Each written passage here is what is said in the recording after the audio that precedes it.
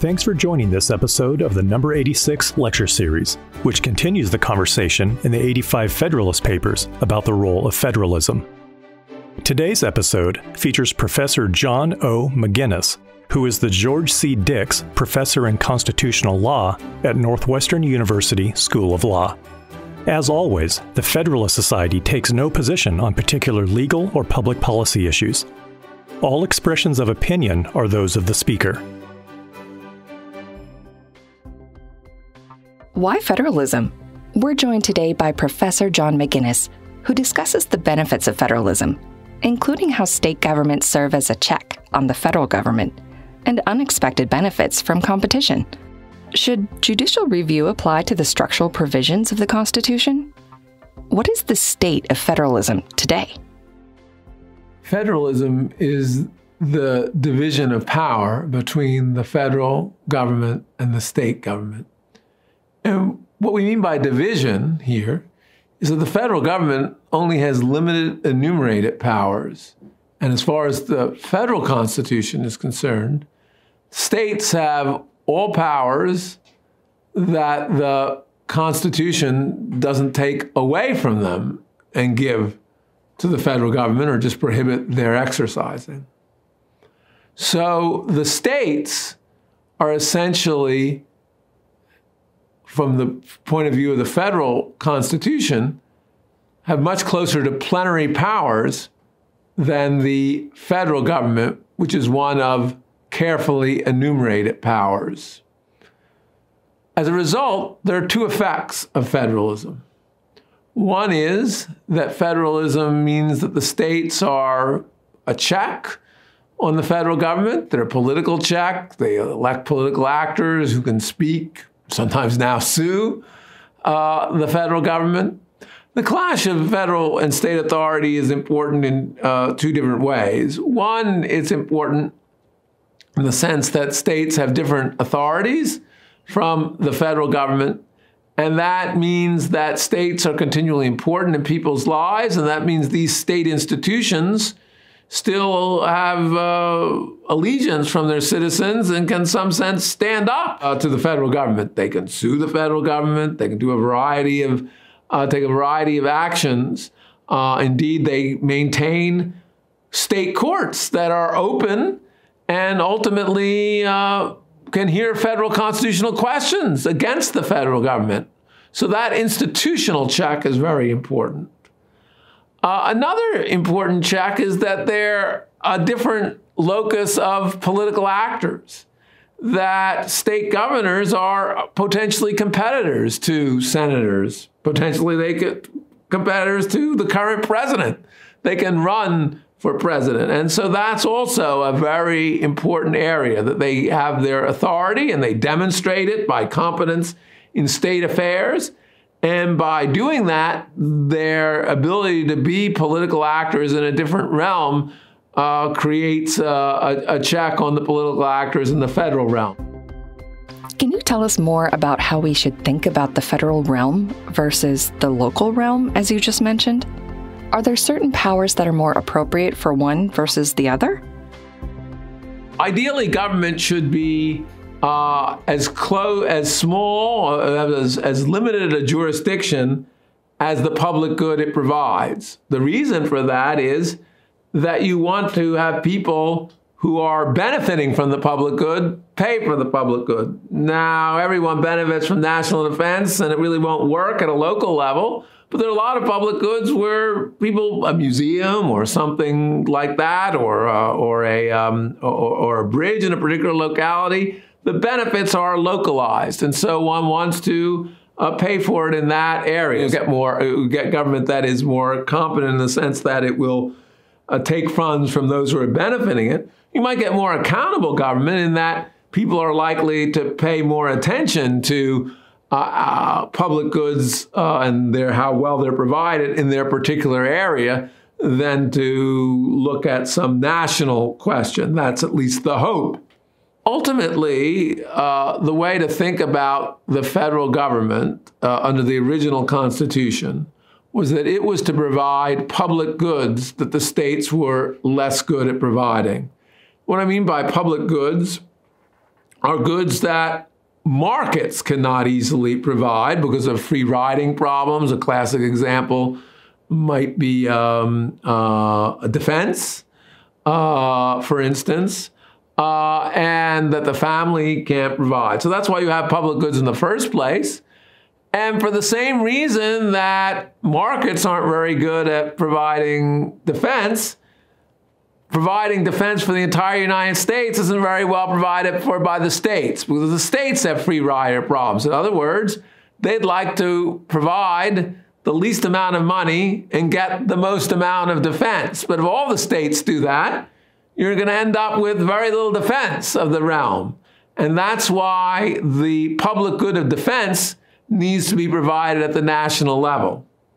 Another kind of public good is the absence of regulations that interfere with trade on the basis of localism, because one of the great truths of economics is that of advantage of trade. And states, on the other hand, may think that they can do better by limiting trade. And so that's, again, why the public good of the absence of these barriers is best done at the national level. So one way of thinking about the enumerated powers in the federal government is they're really all about public goods that can't be as successfully done at the state level. That's why they were elevated to the federal level, and that's why there needs to be government to do them. Given that there are public goods that are better produced at the state and local government, it creates a more competent government.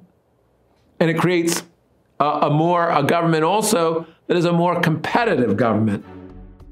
Can you tell us more about this competition? Companies sound like something private actors do, not the government. Is it beneficial? I think one of the greatest virtues of federalism that I don't think was wholly even understood by the founders, but is implicit in their structure, is a creation of a market for governance. One can think of the states as in competition. We observe that in regular markets. Companies try to act leanly, try to not overspend. They try to meet the needs of their consumers. Otherwise, the consumers are going to go elsewhere. Now, to be sure, states are in an imperfect structure of competition. There's a lot of inertia for people to go from one state to another. Nevertheless, it's still a competitive structure. One observes that regularly today, that governors are very concerned about putting up their tax rates too high, of doing some useless boondoggle that will require greater public spending because people are able to exit. So if they tax too much, don't provide good services to their people, people can relatively easily exit from one state to another. And so that's the secret, I think, of that paradox. I think it's one of the great innovations in the Constitution, is to realize a structure in which two governments protect liberty better than one. Still very imperfect, but always the question is compared to the alternative, compared to the unitary government, compared to having the federal government pay for all of the public goods in the United States, there'd be much less competition. And that's one of the greatest virtues of federalism. What are some other benefits of having state governments and the federal government compete for power? Does it give individual citizens any additional power? Or create additional accountability for governments to their citizens? Well, so there are two kinds of accountabilities, well known in the social science literature, called exit and voice. So voice allows you to vote politicians out. There's a difficulty with that way of disciplining politicians. One's vote is very unlikely to make a difference. There's something called rational ignorance. Now, it may be odd to hear a professor talk about why it's rational to be ignorant, but it's true. it's less likely that your vote is going to make a difference, even in a relatively local election, than probably being hit by lightning. So people necessarily will invest less in information. And so it's a very imperfect way of creating accountability. Indeed, most people are interested in politics because of the spectacle of it, rather than actually gaining a lot of information. Contrast that with another way of accountability, which we might call voting with your feet. So you hear about some better conditions in another state, or indeed a different locality within a state. There it's quite different, because you can capture the benefits of those better conditions by actually taking an action yourself. Voting, even if you cast a brilliant vote, it makes no difference to whether or not the event's going to happen. But if you actually find a place that's well run with better conditions than the place you're living, you capture those benefits by moving. Now, to be sure, there are costs of moving, but they are overwhelmed by the actual benefits you gain. So that's why voting with your feet is very important, and why it's important in our system of federalism, that we have, as the federal Constitution guarantees, the ability to move from state to state in a continental republic. It also brings together understanding of one of the purposes of the First Amendment. The First Amendment is important because it allows you to learn the conditions of other places in a continental republic. And those allow for more effectively accountable government at the state and indeed local level. Can you tell us more about other factors that have had a significant impact on how we understand the Commerce Clause and federalism? Sure. I think it is very important to understand that the amendments had the 17th and 16th Amendments were important, at least in realistically setting the stage for weakening the Commerce Clause. First of all, the 16th Amendment just gives the government a lot more money. Couldn't bribe states to do things if it didn't have much money to do it. And the 17th Amendment means that that senators no longer are elected by their state legislatures. And of course, state legislatures, you might think, would be jealous, or at least somewhat jealous, of their prerogatives. That might be exaggerated. Sometimes state legislatures might like just to have a kind of cartel among the states and live an easier life and not compete. So I'm not sure how much difference that made, but it probably made some difference in setting the stage. But then we had a collapse of the Commerce Clause in economic matters. So I think the better idea of understanding the Commerce Clause is that it really is about interstate commerce, about trading among the states, about instrumentalities of about three things. Trading among the states, so anything that is traded there, items that go from state to state through trade. Instrumentalities of the states, so transportation, railroads and things of that sort that go through the states. That's part of interstate commerce. Those are, and certainly it would also include navigation among the states. Those are the essential aspects of the commerce. What it was not thought to include was simply manufacture.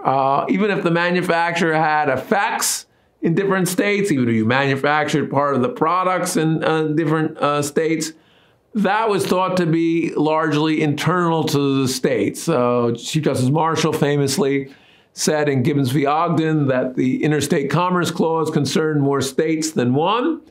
That was also a constraint on the Commerce Clause. So first you had to have commerce, trading, and it had to concern more states than one. And that actually suggested that much of economic regulation would be state regulation. It was just regulating how someone manufactured something, including what labor relations he had.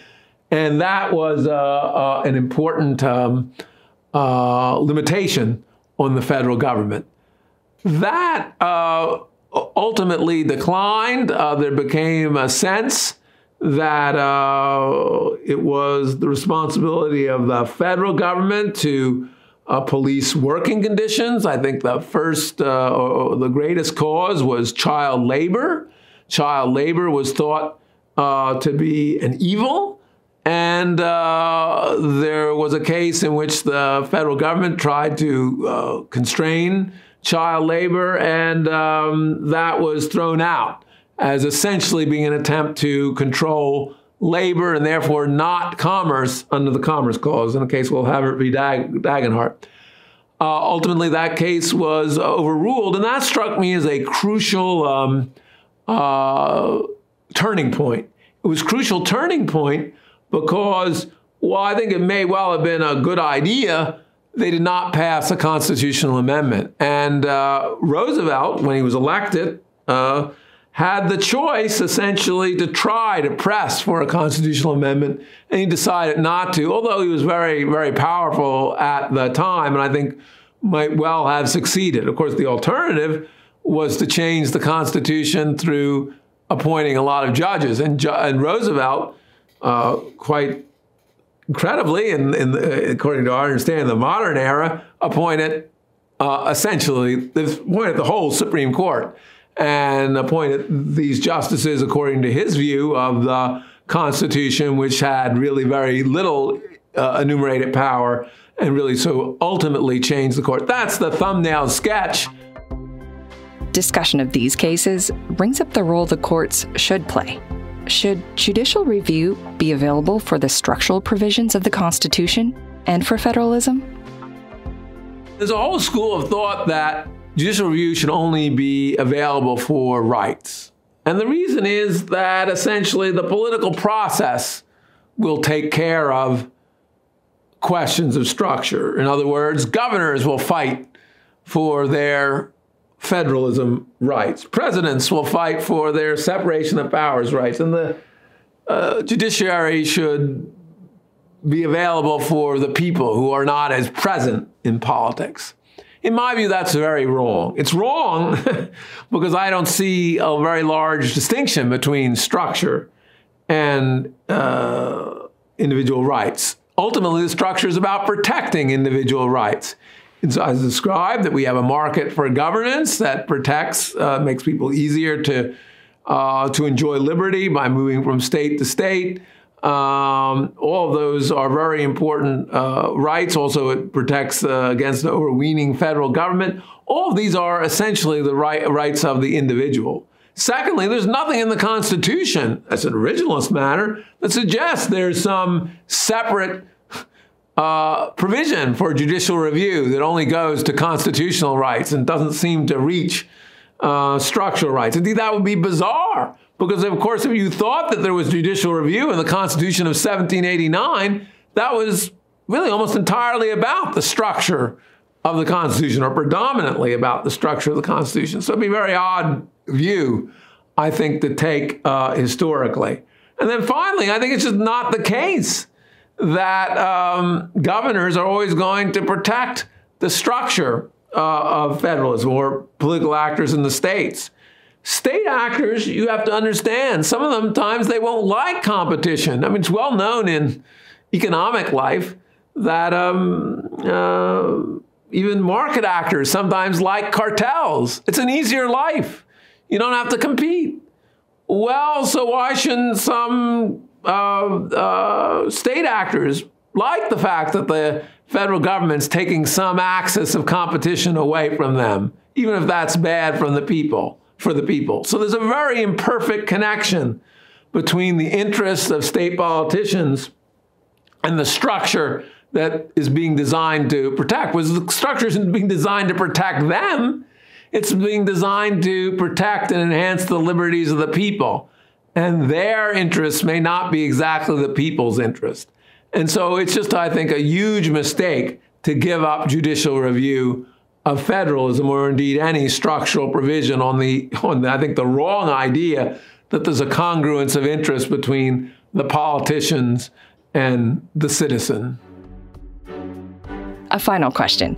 Since the founding almost 250 years ago, the federal government has grown in power and the state governments have shrunk.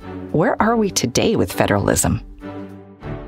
given the interpretation of the Commerce Clause as, at least in the economic area, is essentially plenary authority. Maybe more important, the Spending Clause is allowing the government to do an enormous amount to bribe the states to be part of a government program. There's very little left that the federal government cannot do.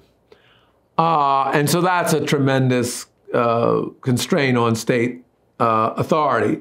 Nevertheless, the structure of the states means effectively there are a lot of things the states do. And so there still is substantial competition among the states. So federalism, I think it's too strong to say that federalism has been destroyed.